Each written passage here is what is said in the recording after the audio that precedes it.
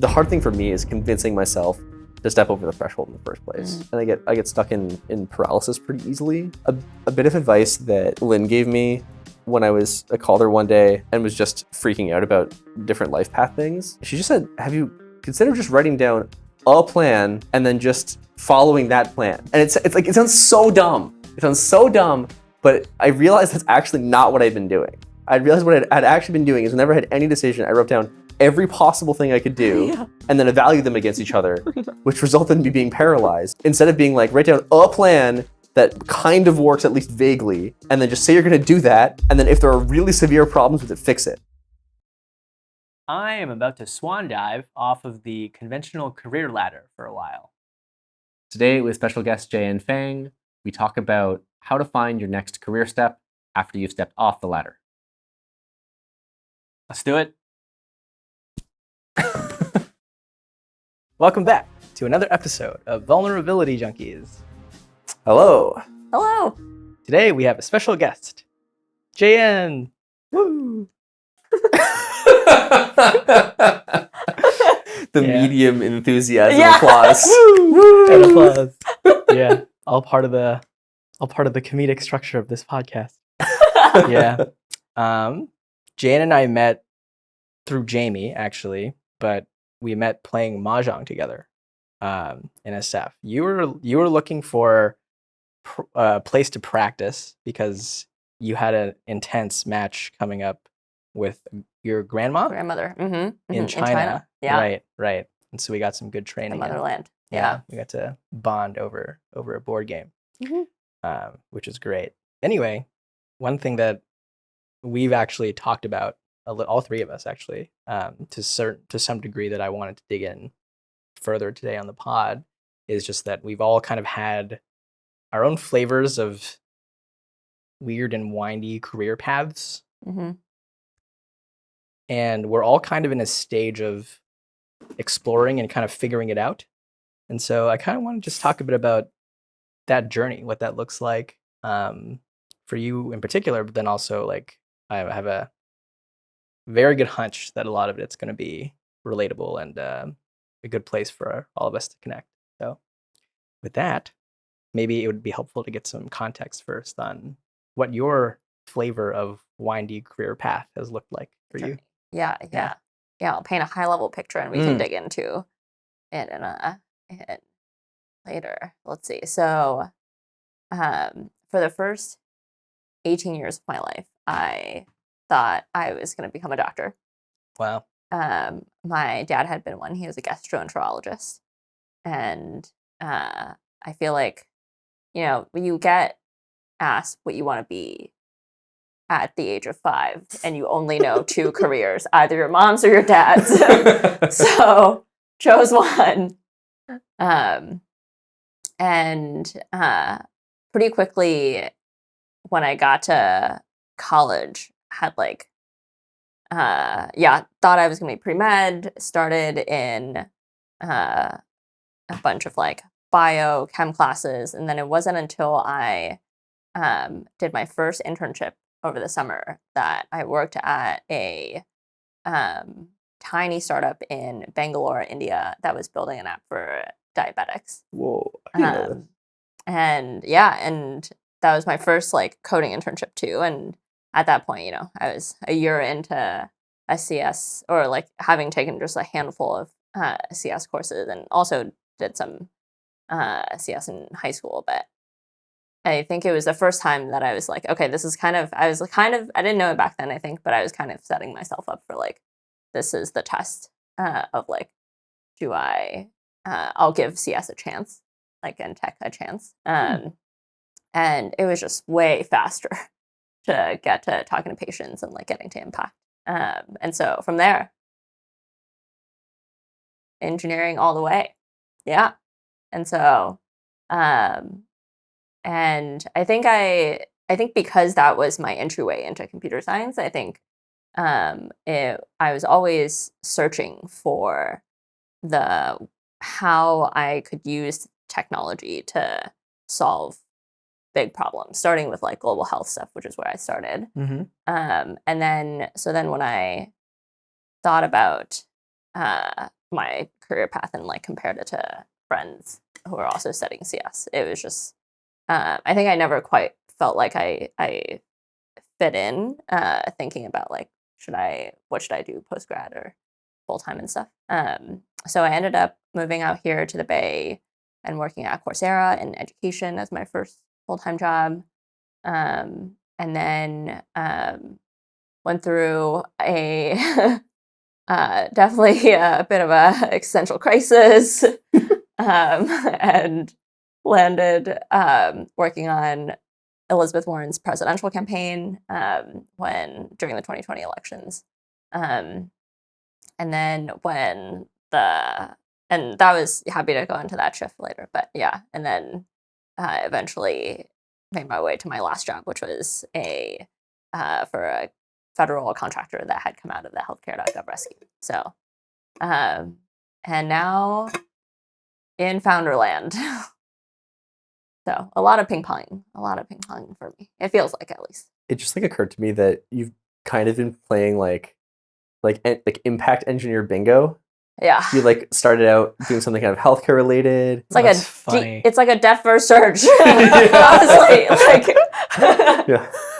I'm just like sway, Yeah. Wow. Okay. Yeah. Where to begin? I mean, do you want to elaborate a little bit on what Founderland means to you? Oh yeah. That's a whole other search of its own. Yeah. Right. Search within the search. The search within the search. Yeah. So I'd started.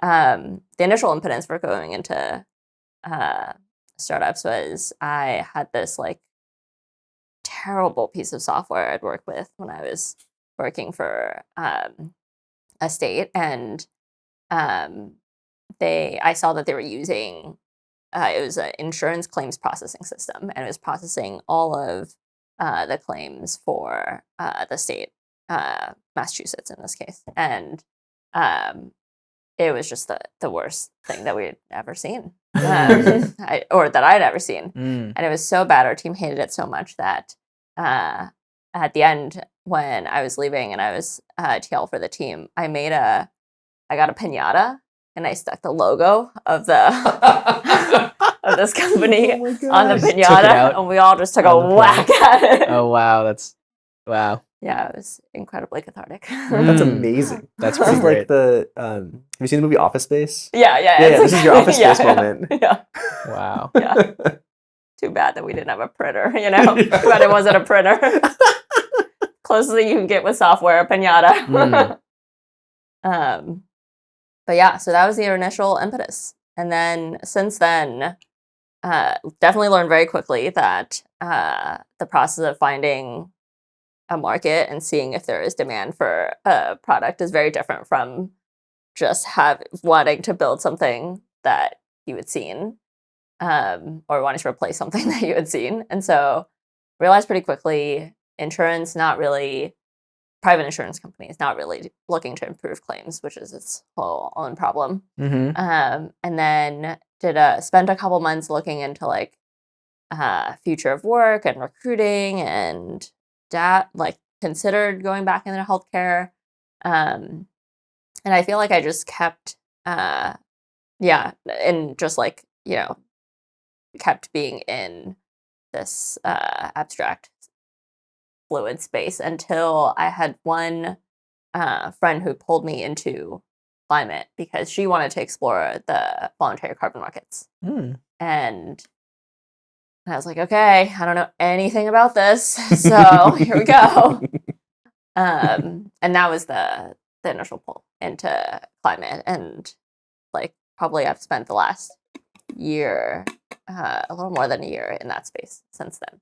So, yeah, wow, that was a long time ago. Yeah, I've been very impressed by your endurance in the search, which I'm sure lands with kind of mixed feelings of you like, yeah, I have endurance, but also like, Yeah. Like I think one thing that I think I have come to understand much more viscerally over the last year is that so many stories of like company creation really start at the idea, and then they talk about how they like took that idea and then realized it. But like it dramatically undersells how hard it is to find an idea that you have conviction in. Yeah. And it sounds like you've been Yeah. in that space for a pretty long time of trying to search for that idea that you have strong enough conviction in to be willing to put the amount of life energy needs to be put behind something to make it real. Yeah. But I've also been like really impressed by how diligent you've been in digging into these areas. Like it's not just like reading consultant reports. Like for instance, it was really fun like getting on top of roofs and like building out solar panels with you as a way of like really engaging with the relevant community and understanding it from the inside. So I feel like really very grateful to have been brought into some of the more practical nitty-gritty things. Another thing that like was really, I don't know if fun is quite the right word, but it was very interesting was going out to Sacramento with you to like a California EPA meeting and being part of a protest there, which I was not planning to be part of. There's like a video of me of floating around somewhere of like all of us marching around inside of that building in Sacramento. Yeah, the Air Resources Board meeting. Yeah, the Air Resources Board meeting. And then like everyone's like very adamant and grounded. I'm just like looking there super tentative, like I don't know why I'm here, but I guess I'm part of this chat now. It was very uncomfortable, but like Wait, very. did you just like go with everyone really. just went to do fun. this protest, and then you just like, okay, I guess I'm coming too? Do you want to explain a bit more of what was going on here? Yeah, so this group called the Asian Pacific Environmental Network, APEN, which is like a long time grassroots organization supporting Asian Pacific, a lot of elders, a lot of working class folks who are in the East Bay, particularly close to like the Chevron refineries and kind of the industrial like pollution that comes from that. So they were showing up to like a public comment period for the California Air Resources Board, which kind of makes a lot of policies around like not only acceptable air pollution levels, but also investments in developments in renewable energy, and all that. And so we had, I think I don't even remember how I learned about this event that they were going to. I think I was just on the newsletter somehow. And then I invited Jamie, thinking that he probably wouldn't come, honestly. So I was like, we had to meet and take a bus and from East Bay to Sacramento that day and come back. And the meeting time was at like 5 a.m. Yeah. And so I was like, wow, okay, Jamie's coming. Wow. So you did know what you were signing up for. Well, No. We were going. That was not the part that was crazy. It was not early that was crazy. Right. I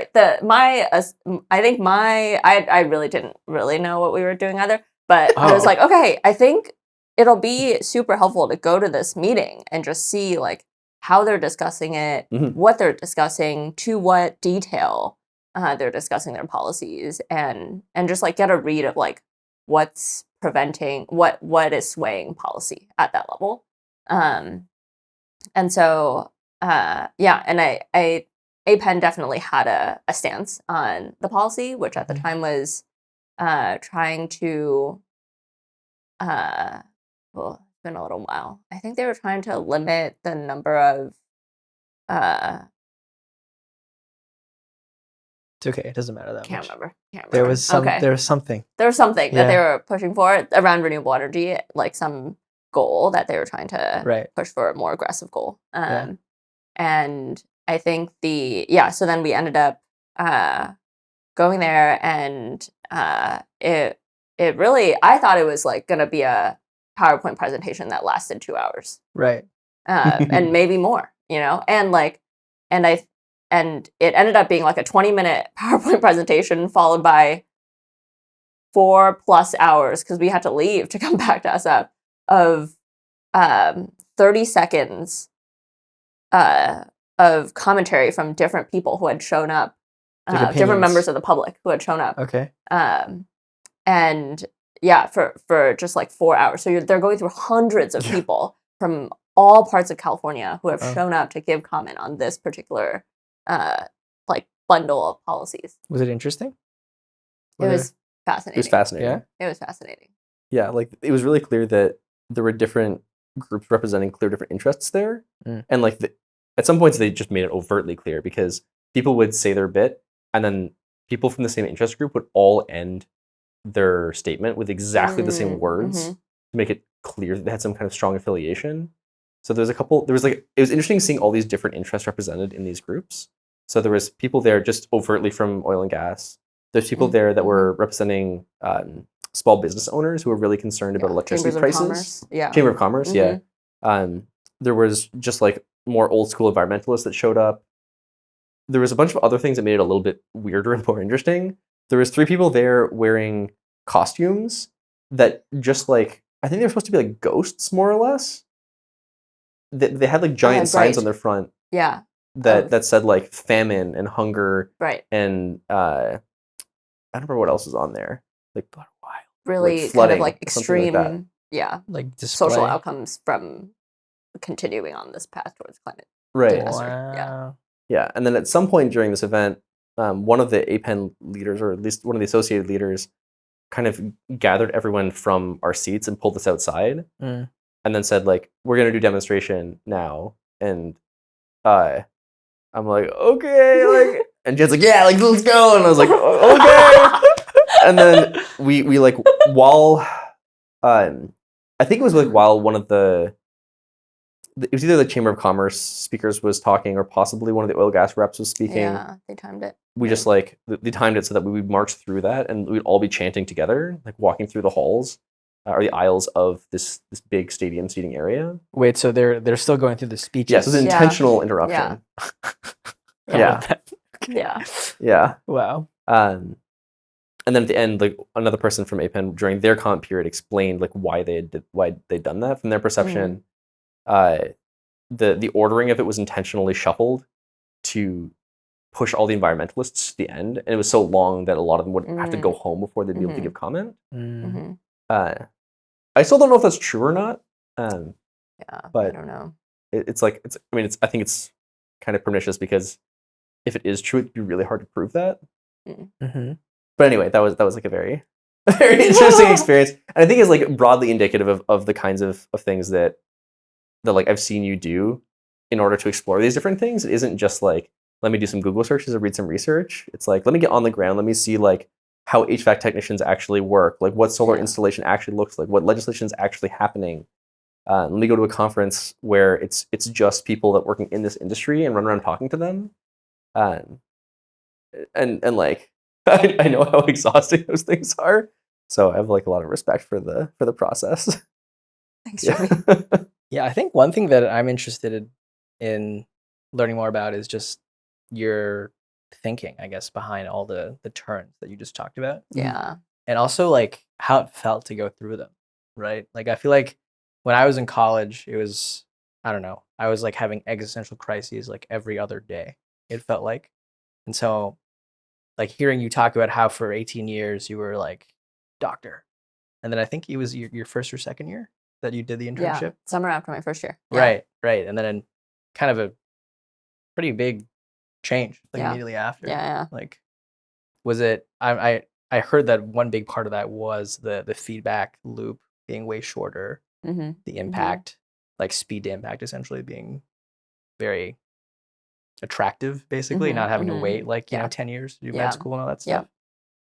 Was that pretty clear to you from that one experience, or was there any like internal conflict at all? That it was the right choice. Yeah, when you made that call.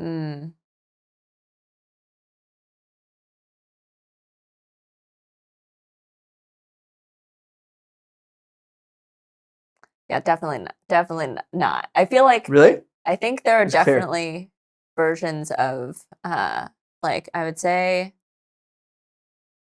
I think 2 years into my first full-time job, I really went the whole gamut of like, okay, what are all the possible grad schools that I could apply to? Is it too late to go to med school? Really? Wow. Yeah.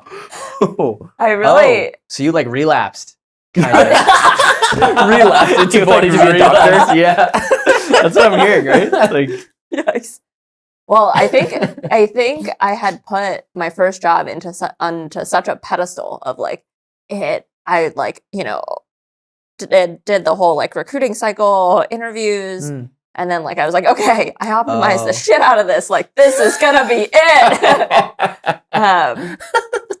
And then of course I got there, and it's a job. It's a job, and it definitely fulfills a lot of what I was looking for. Right. But I think there were, I think a big part of it for me at Coursera was feeling like so a new CEO joined a month before I did, and he was brought in to get the company ready for an IPO. That was the goal, and I knew that had to happen. Like they're a venture-backed company, they're a private company, but I think what I saw also at the time, I've heard that it's changed a little bit now too, but was this big shift towards building up degrees, online graduate degrees on Coursera. And I think I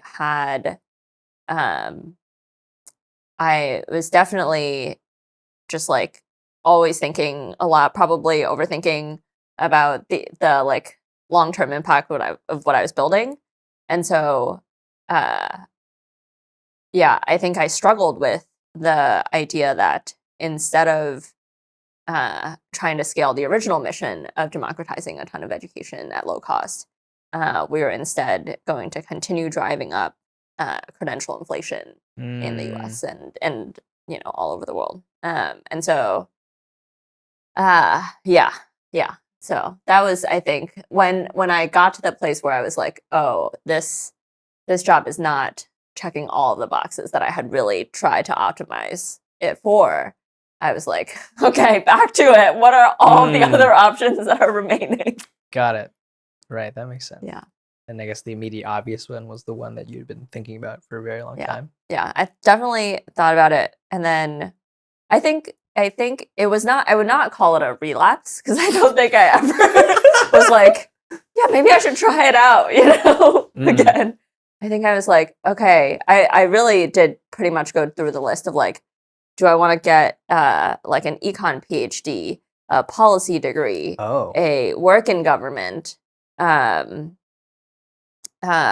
like go to business school, go to med school, like go to law school. I definitely covered all of the grad schools. So you really opened up the entire thing. You're like back to the drawing board, basically. Yeah, in some ways. I think the thing that I was trying to solve for was, I was like, okay, I think the thing that I learned was that at least for Coursera's particular case, it was hard to have the impact that it had set out to have using the business model and funding model that it did. And so what does it look like if I work for a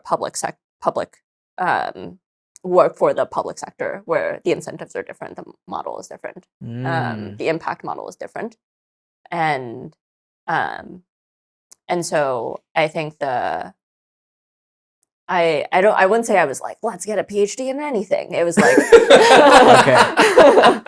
it was like, would I go back to international development and get a econ PhD and like go back to working after India, I'd worked in the Philippines and also in Peru in a lot of like global health technology work. And so I was like, that did feel like it had the like impact model that I was looking for. And so like, would that be one of the paths? Or like policy and law school would probably also be leading to like, would I work on some kind of like impactful policies at whether it's in like delivering technology through the government or like something like that. So it actually sounds more like you explored a lot of different ways to potentially get at the same impact. How would you characterize that impact? Because it sounds like a guiding star almost, where you had this goal. You're just like, I tried this one way to get there. It didn't really work. Let's think about all the other ways we could potentially get there too. Yeah. I wince because it's really, I think it's like, what is your soul's deepest desire? Yeah. It's basically like, that is the core existential question, right? Yeah. Okay, because it's cool because I think I'm asking because I think we all are looking for that thing. Yeah. And it does sound like in your process, you kind of had it in some definition or shape. Form. Right. Yeah. What does that impact? I think broadly it was to move the world in a direction that I agreed with. That I thought the world Like was should good. go towards. Yeah. I think about like the MLK quote, if you guys have heard of like the arc of history bends towards justice. And how that like if I think the agentic way, I guess, that I think about it for myself is like your actions determine whether or not your impact on the world will move you closer, will move the history of the world closer to a just, a equitable, a healthy, you know, all of these things that world versus moving away from it. Yeah. Wow. So it sounds like you knew that was a general trend and you just were looking for like, what is my specific flavor of that going to be of goodness, roughly? Yeah. Interesting. And then, so you considered all these options and then eventually you did the Elizabeth Warren campaign after that? I see. What was that process like? Yeah. So I think when I left, I had probably been talking to different people who worked on different parts of the government for a year. Oh, okay. So actually not dissimilar to your most recent year where it was just like a lot of, I have these, it's very systematic actually, just like, these are the things. I should go learn about each of those things. It's almost like I'm an engineer. Checks out. That's great. Yeah. Yeah. So I spent a bunch of time talking to people and mapping out like, okay, this is what the like political side of it looks like. This is what the like civil servant side of government looks like. Here are the pathways if I want to go through academia, through policy, through law school, and like I was also excited. I think I still like part of me really still loves being able to build technology. And so I wanted to also see like, okay, what roles are more quantitative? Maybe they're data driven. Maybe they're they work on deploying technology. And so yeah, I talked to a lot of people, and I think what really catalyzed the campaign was I honestly had been following the campaign for a while, or the like 2020 election broadly, but also Elizabeth Warren's campaign. I had been at Harvard when she first ran for Senate, and that at that time she had been a tenured law school professor running for the Massachusetts Senate, which was like I was like, why? And it really, I think, in college didn't really understand the kind of the reasons behind her campaign at the time, but like kind of was like following it from then, and yeah, I would say I kind of felt the weight of the 2020 election. I think I throughout the presidency had felt a ton of anxiety. Also, maybe this is like a time to say that I was actually living. I took a year on a fellowship between college and starting work. Oh, cool. And it was a kind of a research fellowship in France. And so I was abroad when I was in France when the 2016 election happened. And that was the reason, that was, I think, a big decision point of like, I should move back to the US. And there are clearly problems that we need to work on in the US. Got it. Wow. Yeah, so one thing I want to get at as well is like, it sounds like I would characterize that you've made a lot of moves, by which I mean like, like anytime there's like a pretty intense inflection point, it feels like you've made a lot of, I would say like difficult decisions, I guess. Like I think most people think like career is like, it's kind of a straight line roughly. And, I'm just wondering because I feel like having been in situations where I've had to make similar calls, like it's always been like either I had to gain conviction slowly over time. There was kind of a backdrop of, a little bit of anxiety of unknown and like you're like struggling, right? Because you're like, there's always some good parts to what you have going on currently. And so you'd be abandoning those, right, for the possibility of something new, which always is kind of scary. So I'm curious, like, did you go through something similar? And it takes conviction. It sounds every time you describe one of your moves, I hear a lot of conviction. So is that something that like looking back, you're like, oh, it's easy to describe? Or like, did you in the moment feel just like, did you already feel that kind of already? The conviction. Yeah. I think it's definitely hindsight 2020 because I feel like what helped with the campaign was that it was timed. Like I had to make a decision. Now or never, really. And I ended up working out of the California HQ office in LA. And so California was hiring, it was one of the last states to hire because it's on Super Tuesday. The election's on Super Tuesday. And so there was really no other shot to work on the campaign. And yeah, I think it definitely helped that I was like, and the turnaround was very quick, I would say, from the time that, I submitted at least 6 applications to work on the campaign. Oh, wow. Yeah. And I think by the time I like heard back, I feel like I maybe did like 2 interviews and then they were like, great, can you move to LA next week? And so I think it was just like, wow. 0 to 100, I guess, really quickly. Yeah. I think it kind of forces your hand. I think that's what helped. And I think once I got started and kind of let go of the comfort of like working at a tech company and just saw a different side of working with data still. And so I was like, oh, I think there are definitely pros and cons to it, but I think it doesn't feel as much like, jumping off a cliff. Right. Like it sounds like there's kind of this nice intersection of you were at Coursera for a while, all these changes happened, you realized it wasn't kind of what you thought it would be. And then at the same time, this like time boxed, like scheduled opportunity came and you're like, okay, it kind of just worked out. We're like going to jump from one to the other. Yeah. How long do you think it took you to realize while you were at Coursera, like this is not it?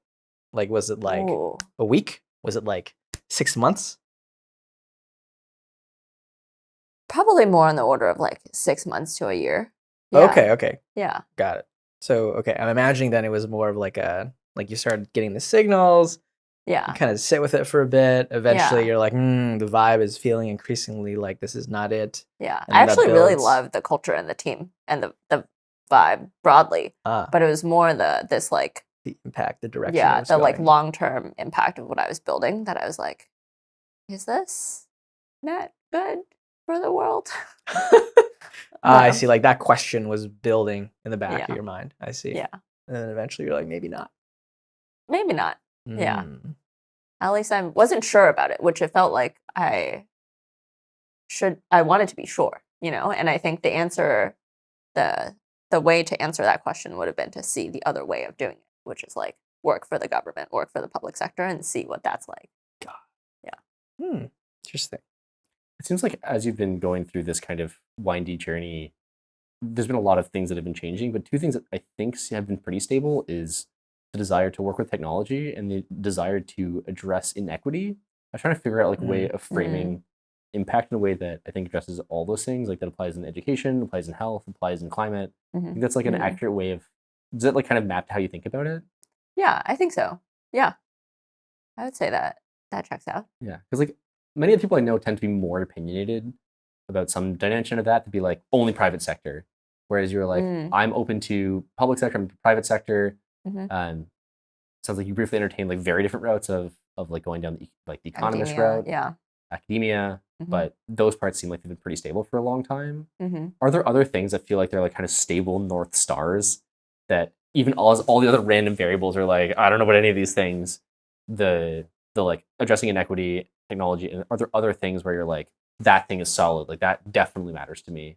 It sounds like one now, I think, is that you want to be a founder. Is that true? I think one now. Yeah. Okay. I think that's true. Yeah, yeah. But I definitely don't think that was always the case. Mm. Yeah. I feel like I didn't really consider becoming founder until probably when I was kind of like at my wit's end at Nava with that like insurance tool. Right. Yeah. As by that you mean like you experienced how just soul crushing it was to use this piece of software. You're like, I really want to fix this. Yeah, I think it was that I really want to fix this, and there are not that many people who have built, who have gone through kind of the startup experience and also seen this piece of legacy software who have the abilities to build something that's definitely 10x better than that. Interesting. Right. You were uniquely positioned. Mm-hmm. Right. And then it sounds like through that experience, it sounds like the founder aspect is part of your North Star-ish thing now, but you've also, it sounds like, having done the explorations around the insurance space, realized that that's kind of a dead end and have switched over to climate for now. But the founder aspect has stuck. Yeah, I think so. I kind of gave myself this period broadly as like a time to explore and like learn, really maximize learning, I think, on just like all parts of building a company outside of the engineering. Yeah. One thing I want to dig into a little more specifically is how you think about conviction. And like, I'm asking this because in many other phases of my life, it's been kind of okay if like my conviction like rises and falls, because fundamentally I'm not the core decision maker for a lot of these things. So even if there's some projects that I'm working on at work that I might not have as full conviction in, it's okay, other people do, and I can just like work on it for a while and then move on. Whereas I found in this phase where like I'm completely self-directed, and you are too, that things only move forward if you do them, and at any time you have the freedom to completely switch what you're doing. Yeah. So the cost, like I feel like in most other environments, the cost of continuing to do what you're already doing feels very low. Whereas in this state, the cost of continuing to do what you're doing when you don't have conviction feels very high.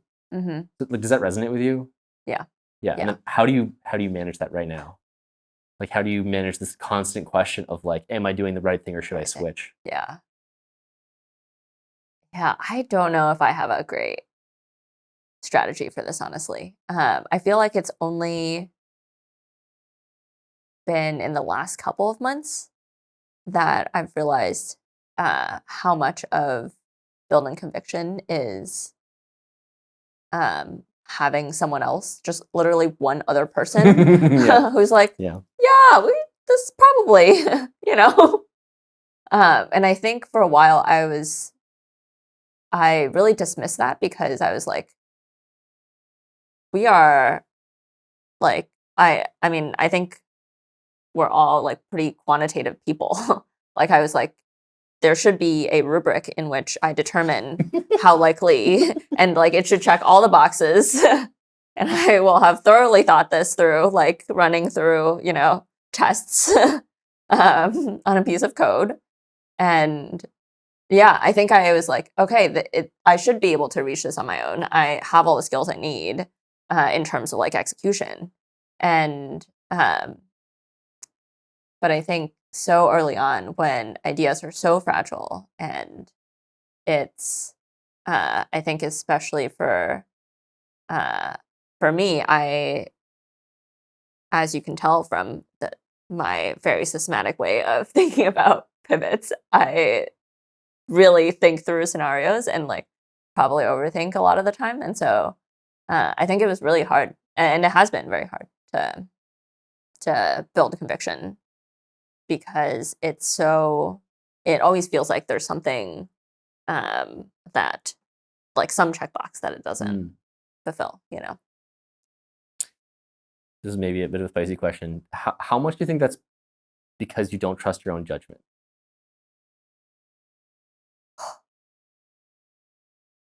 I actually have been thinking about this a bunch because I think it is core to the the profile or the kind of the profile of founders who are technologists coming into a new domain. And I think for all the techno optimism of like you're like, engineers, you'll figure it out. The thought of like or at least my lived experience of like going through and learning about construction on the residential level, on the like large scale building construction level. I think it's definitely some part of it is hard getting in touch with people and getting those conversations in the first place. But it's also hard because I don't feel like I can trust my own judgment in that space. Like you don't have the working experience of understanding that at a system level how those companies work and how decisions are made and how change happens. That you're able to be like, okay, even if this idea doesn't work, I think you can pivot to like these other things and you can solve the age-old distribution problem this way. And yeah. I'm asking it in part because like trusting my own judgment is like a thing that I have a hard time with, which is why almost everything that I'm like really proud of that I've done has come from collaborations. Like this podcast is a great example. There's no way I would have started this podcast on my own. In fact, Kevin had to kind of drag me through it. And then along the way, I was like, okay, this is actually a great idea. But it was only through having someone else like to bounce ideas constantly that I've been able to do it. So I definitely hear you and like feel very direct compassion for that experience of like, oh my God, what am I doing? And just like having one person to at least at a minimum be able to freak out with you. Yeah. And then you kind of like emotionally regulate each other over time. I think it is super valuable. And it is kind of confusing to me when people are able to just like single-mindedly navigate the kind of like idea maze it takes to get to like real conviction on something. Yeah. Definitely. I feel like one thing I'm taking away from this is that like conviction, like the feeling conviction is not certainty. Yes. Yeah, I think that's right. Yeah. Like I think for a long time I thought, no, conviction feels like it's like a fire. It's a big fire. It's like, yes, this is it. We have to do this, otherwise blah blah blah blah. And like we're going this way. And like in my experience, it's actually more like a small whisper of like, hey, maybe we should try this thing. It seems kind of cool. Maybe. Yeah. And then you're like, oh, okay, yeah, maybe. Yeah. And then you like, poke at it a little bit. And then I think like you're saying, like, I feel like that process grows over a period of time. And then looking back, maybe like years later, then the way that you tell it, it's like, oh yeah, now I have conviction. Having explored and poked around for like meandered for a really long time. So yeah. Because I mean, I'm personally about to go into this exploration kind of mode.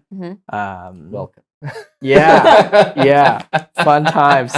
It's interesting. Yeah, I think all these topics really resonate. Like this, you also mentioned before this idea of I'm just going to make some space for myself. That's something that I've also been leaning into a little bit more, but it's not natural for me at the very least to just be like, there's no predetermined result. No goal. No like, if I put in this amount of hours and work, this is what I'll get. So I think that's been a struggle. And it's actually the combination of the two that is so unnerving. Like I'm used to like somewhat determined results. And that's what usually gives me the sense of conviction or really certainty. And then like, that's what motivates me to be like, okay, it's worth it to put in this effort because if I do it, then I'll, get this raise or this promotion or whatever. And this is the total opposite of that, where it's just, you're kind of in the void and there's this small little whispering child that's guiding you into the darkness, and you're like, oh, okay, great. Maybe we'll find the light.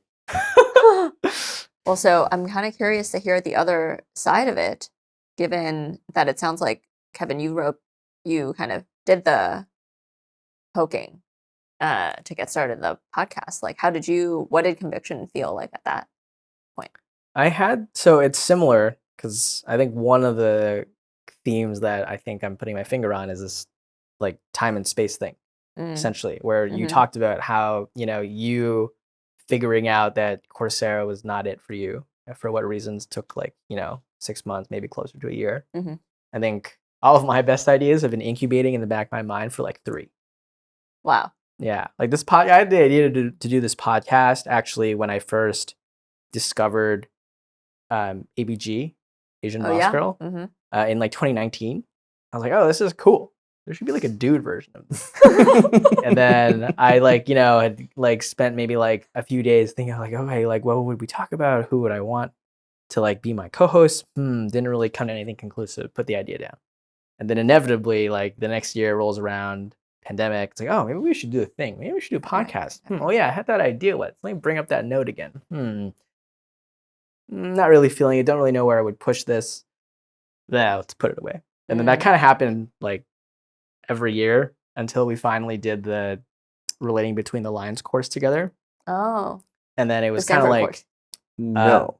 This is the one that precedes that.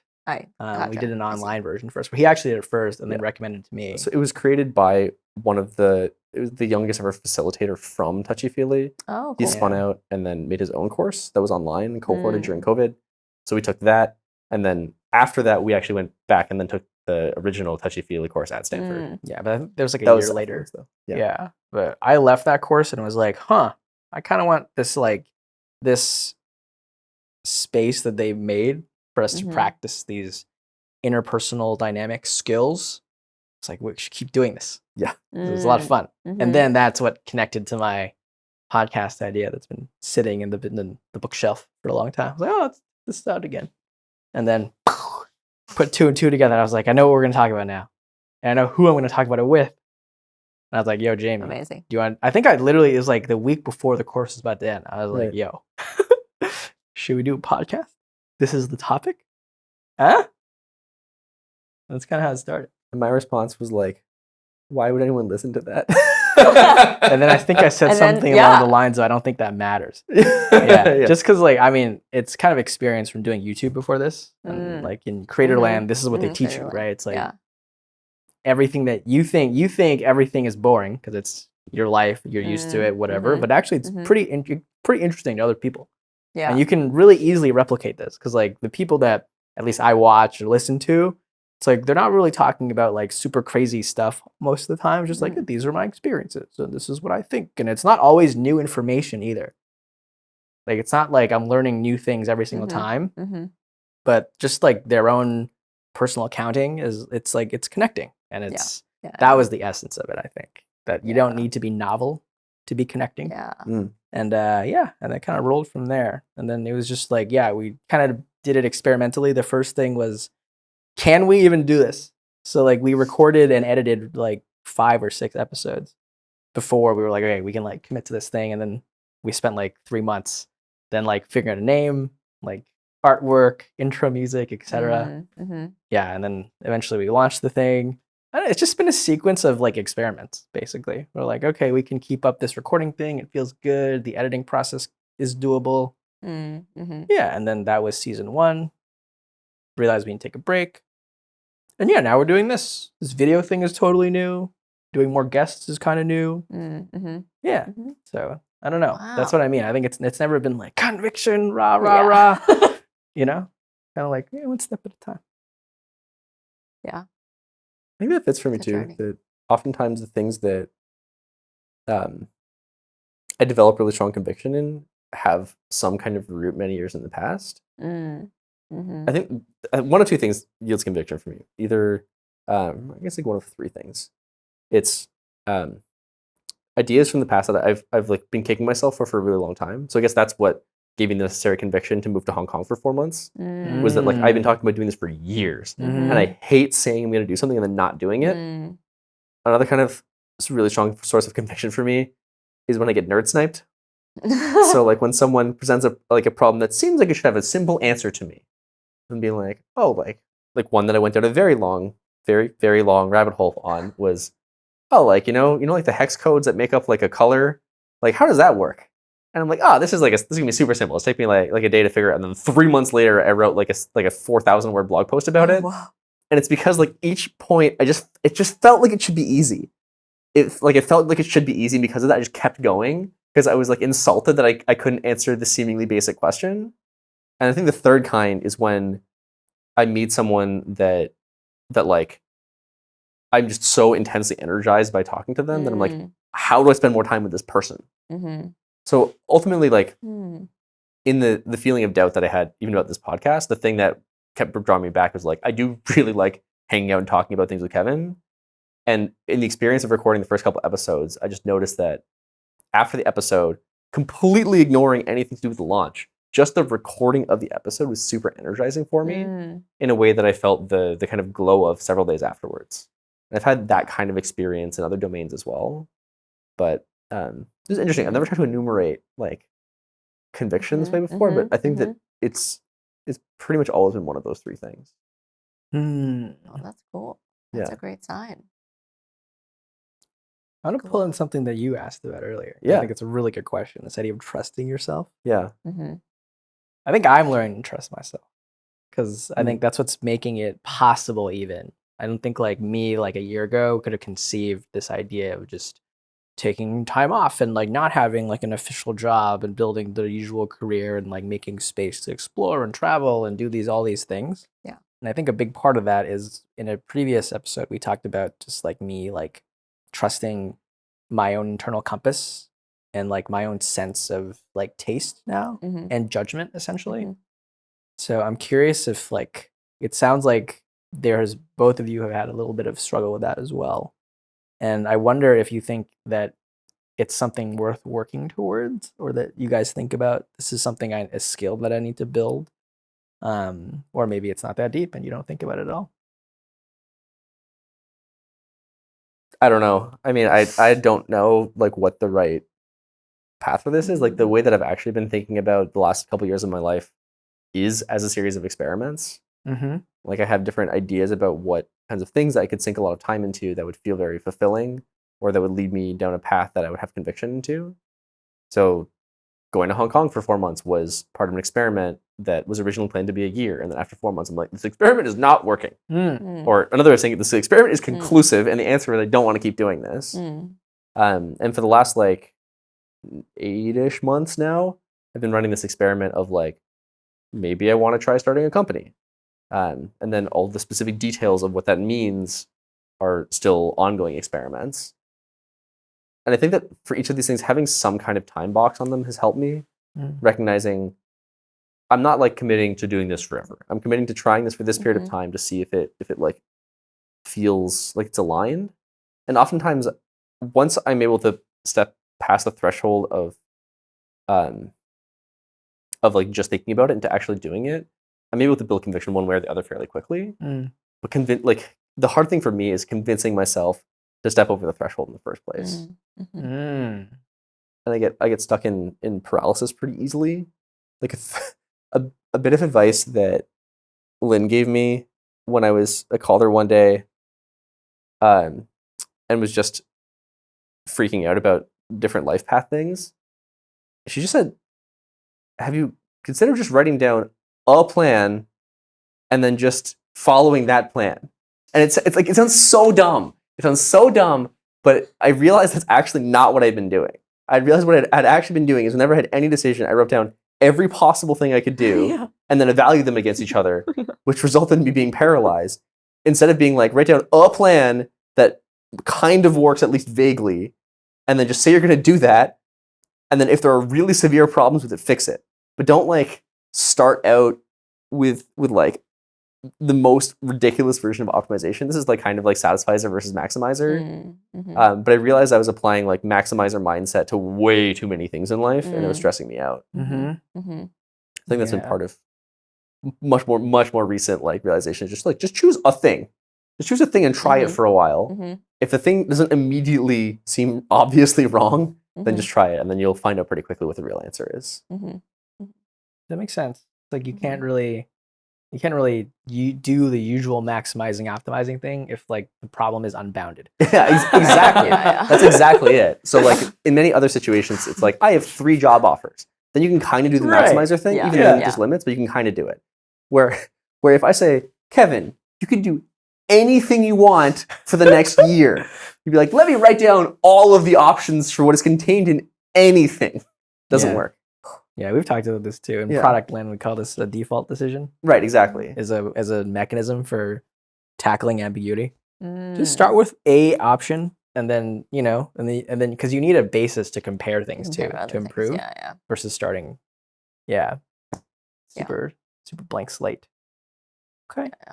Yeah. Does this resonate at all, like for your process as well? I interpreted the question a little differently, I think, because I think the way that I feel like I was first aware of like trust and self-trust in your decision making was first full-time job, seeing how many people are going into big tech, and of that subset, how many of those people had interned at big tech and didn't like it. And then I was like,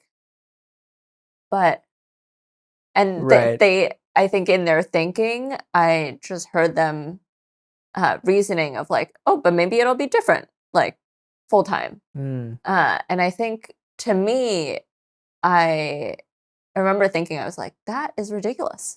That is the point of an internship. Right.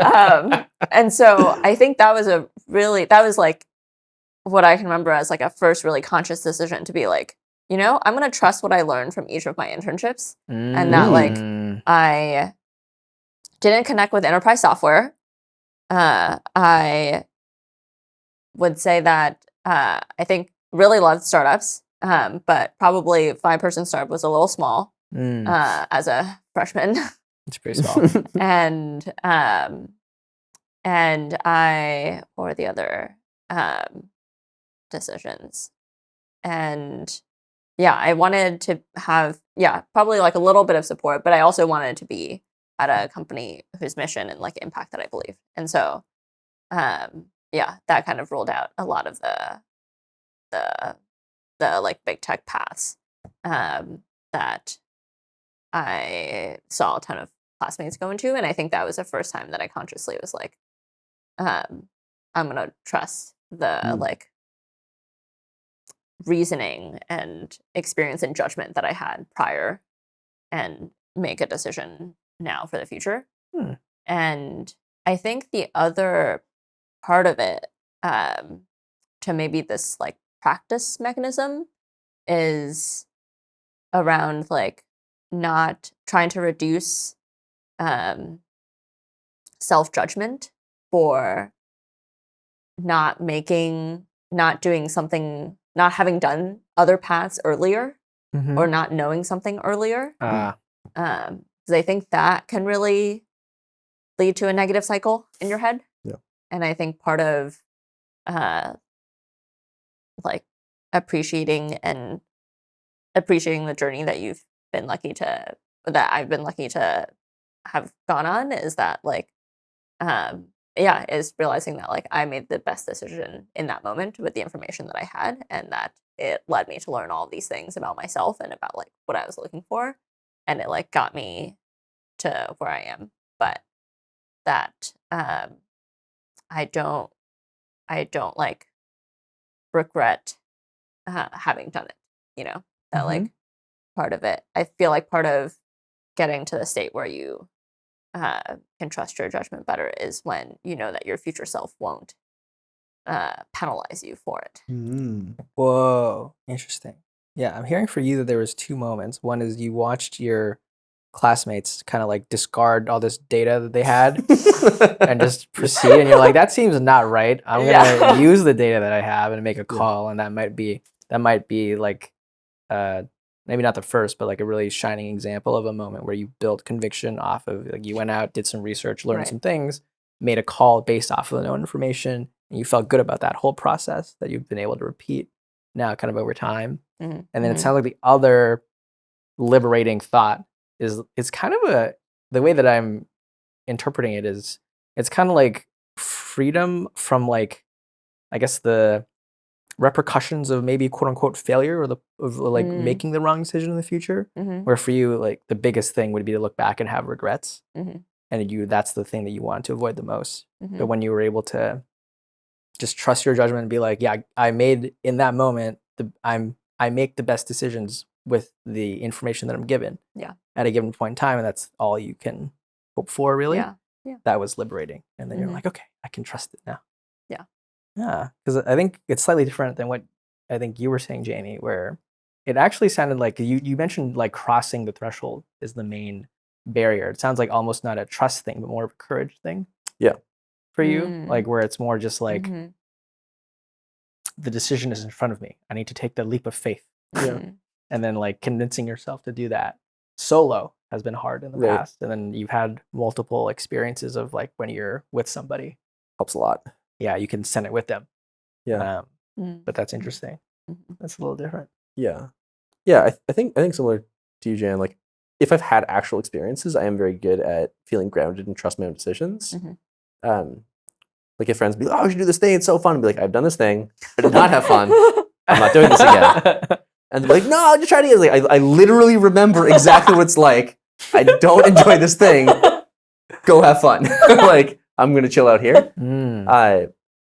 Whereas I think it's more the forward-looking stuff that I have a hard time with, like when it's like an entirely novel category of thing, like truly new experiences. Like the last specific thing that was like this for me was being on the threshold of deciding whether or not to join a community house. Like I went from 2 years of living on my own to living with now 8 other people, or currently 9 because Kevin's staying with me too.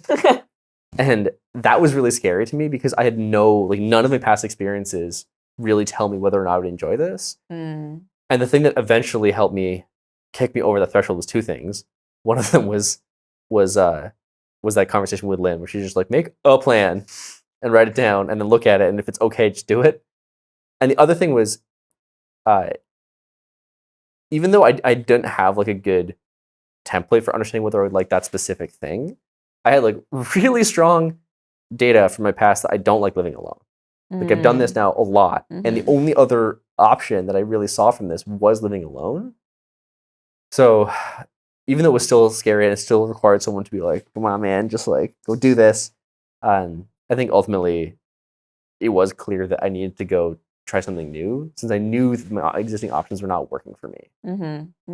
But I think I still find it hard in other situations where there's kind of an option of just like keep exploring, keep finding new options rather than just like actually digging into one of them. So it's like that kind of threshold that I have a hard time pushing myself over. And I don't know how to like conjure the energy you're talking about of being able to like look back at myself and say like you made the best decision you could with the information available. I think that's harder for me in moments when I technically have the freedom to gather information forever. More information. And that's the thing that I think, that's one of the things I think that prevents me from just like sending it on wildly different paths and then seeing what's like after the fact. Yeah. I could see that being really hard. Yeah. That's one other thing I'm curious about. I know we're coming up on time. Yeah. So as I'm kind of entering into this new arena, you guys have both been in this space for at least like a year or 2 now, where you're just kind of floating and exploring a little bit.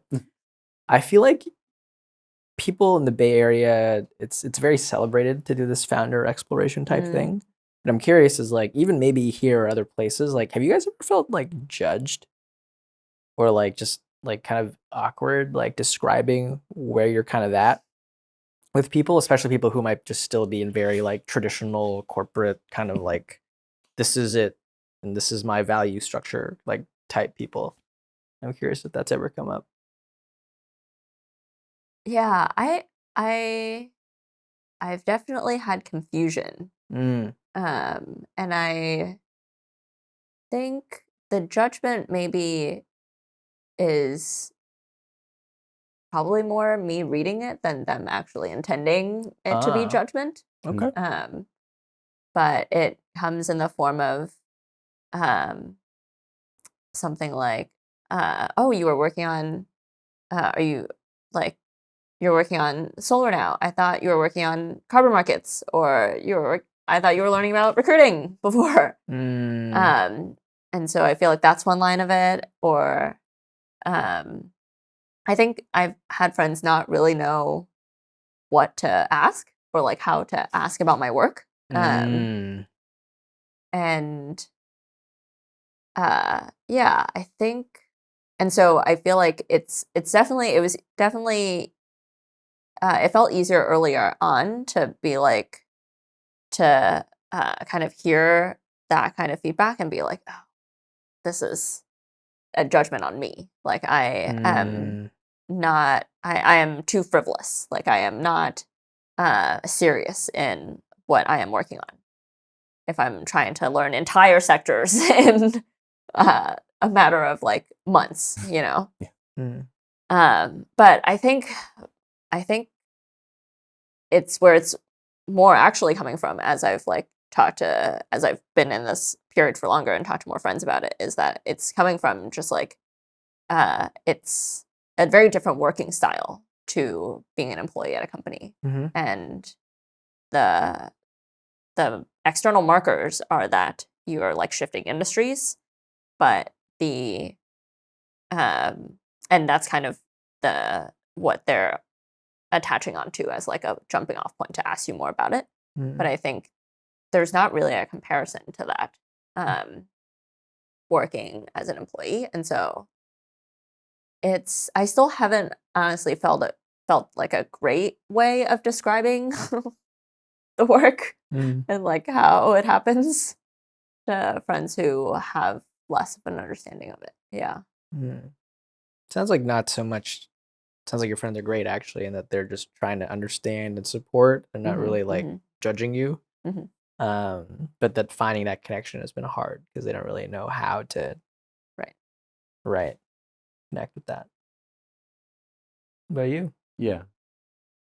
Yeah, I think I definitely have some of that where it is just like friends trying to connect and it being hard to really split the difference between what it's like to work where like you have milestones always set in front of you. Yeah. There's always like a specific roadmap you're all working towards. To being in this super weird exploratory zone where it's really common to go what externally looks like returning to square one and doing that over and over and over again. Right. So I don't think I've felt explicitly judged. I think the closest I've had was like on a date with a doctor where like her path had been so like Linear. Like it's been like there'd be decision points, but it was always like literally decide one of these 6 things. Right. Yeah. And it was just like there's no break. There was no like deep contemplation. It was like you get 1 week to make this decision that is going to tilt your whole life. And there's just always deadlines for everything. Yeah. So I think for her, the first like 30, 40 minutes of us talking, I think she was just kind of like confused. Like, I think again, I think that a lot of how this feels internally really is a reflection of how much self-doubt I'm feeling. Like the more people are confused or questioning it, I think that it only really bothers me if I'm in a point of feeling a lot of doubt. Because then I start projecting a lot of stuff. Yeah. That checks out. Like I start projecting, for instance, that when people are asking, oh, like why has it been so long? That the underlying question is like, can you not get a job? Are you like right. Like, what do are you you have doing? no skills? Like, like what is are you being lazy? Like I'm projecting a lot of that stuff, even though that is probably not actually what's going on for them. Yeah. But I think that it is really hard how illegible the whole thing is. That because there isn't those like milestones or markers or like promotions or usually pay. That it's like hard to explain to other people what progress means, because often I think friends just want to be able to celebrate with you, Yes. Yeah. or even like commiserate. But Mhm. if the things to celebrate are like not visible, and the kinds of struggles you're going through are not in their realm of experience, it's just like hard to find connection. Yeah. Yeah. So yeah, definitely. Occasionally there are interesting, kind of tricky social dynamics around it. So I know we're running up on time, but one thing that I wanted to pull on before we close out is for the friends and family that are in your lives that may not have had firsthand experience navigating the void and might not actually know what it's like. If they were to ask you how they could best support you despite that, what would you tell them? You want to go? Yeah, I can go first. I feel like um, the main guidance would be to approach questions with curiosity, or to like approach, um, yeah, the founding process with curiosity, asking less about, uh, how is the company doing, or like where, yeah, kind of fishing more for milestones, um, and more for asking about like, what are you learning this week? What are you thinking about this week? What are you building lately? Trying to just get at the sense of, this is the sense of progress is that is what you're learning and what you're building, and not as much like how the promotions or the levels or the product launch, or yeah. Mm. Yeah, Mm. I think that definitely like sits well with me too. I think generally, in broad strokes, more process focused stuff, less progress or like milestone focused stuff. So, for instance, the question of like, how's the company going? That I immediately have a negative like, reaction to. Yeah. In that I not only can't answer the question positively, I have to like explain why I can't even answer the question. So questions that are like much more like immediacy biased, like, oh, like what are you up to? Like, what has the last week been like for you? Or like, what does day to day look like? Or what have you been exploring lately? That stuff's much easier to engage with. Because yeah, it can be pretty frustrating when you can tell people are fishing for like those more like, are you succeeding right now kind of questions, because there's like such a lack of legibility to the progress.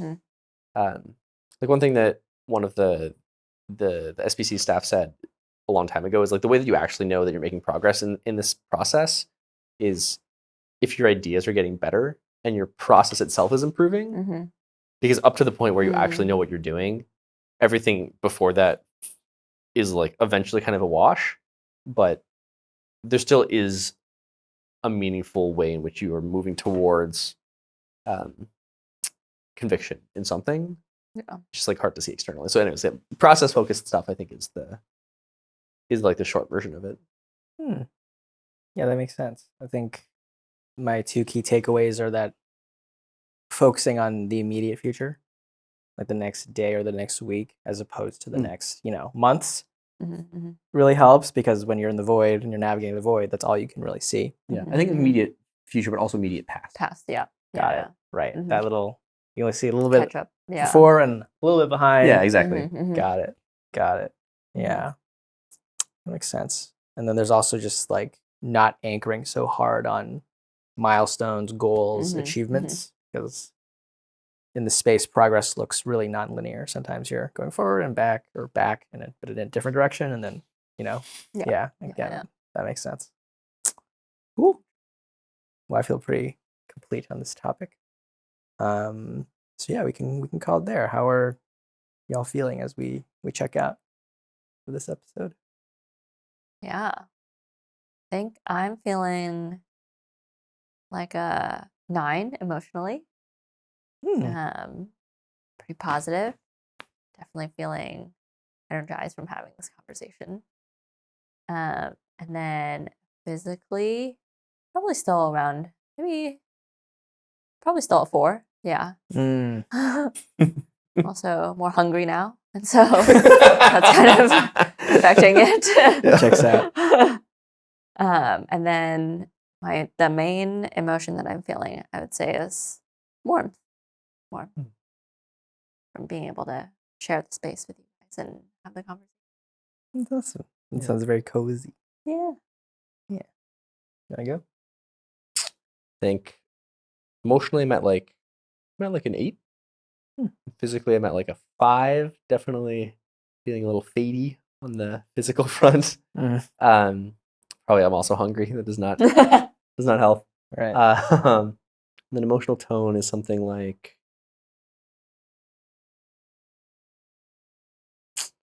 like appreciation. Just feels really grounding to have other people to navigate the void with. And like calming in a similar kind of way. Nice.